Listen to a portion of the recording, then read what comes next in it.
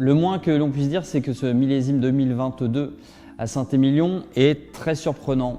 Cette surprise, elle est due au contraste très fort entre la météo extrême et aujourd'hui l'équilibre que trouvent les vins. Alors ces vins à dominante de Merlot avec du Cabernet Franc, du Cabernet Sauvignon ont naturellement une concentration d'un millésime ensoleillé, des notes très affirmées de fruits noirs, de fruits rouges bien mûrs, mais qui ne basculent pas dans un caractère compoté de fruits cuits. Et ça, c'est vraiment la marque du millésime, c'est cette expression à la fois solaire mais fraîche du fruit. En bouche, on retrouve des vins pulpeux, des caractères posés, avec des tanins qui sont bien présents, mais qui sont pas démesurés et qui structurent joliment ces matières. Et c'est surtout cette fraîcheur intrinsèque que l'on trouve. Alors sur les terroirs gilo-calcaires et aussi beaucoup sur ce légendaire plateau calcaire, on trouve de magnifiques vins avec des intensités fruitées incroyables. L'une de mes meilleures notes, le château Gadet.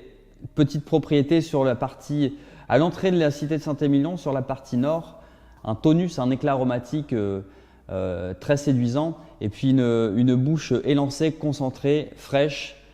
C'est un vin très équilibré qui semble paré pour une belle garde.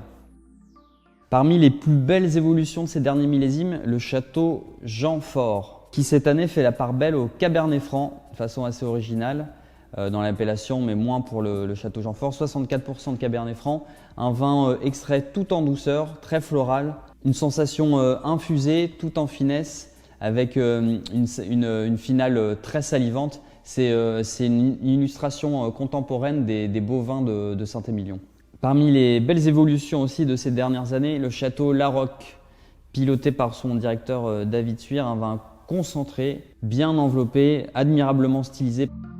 Si vous cherchez des Saint-Émilion qui sentent et qui respirent, qui transpirent cette expression de calcaire, goûtez le château de Ferrand qui a beaucoup progressé ces dernières années vers des vins plus éclatants, plus définis, avec une allonge très droite.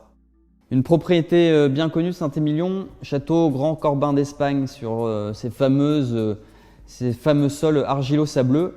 Un beau vin délié, doté d'une belle acidité, un vin coulant, éclatant et une allonge tout en finesse.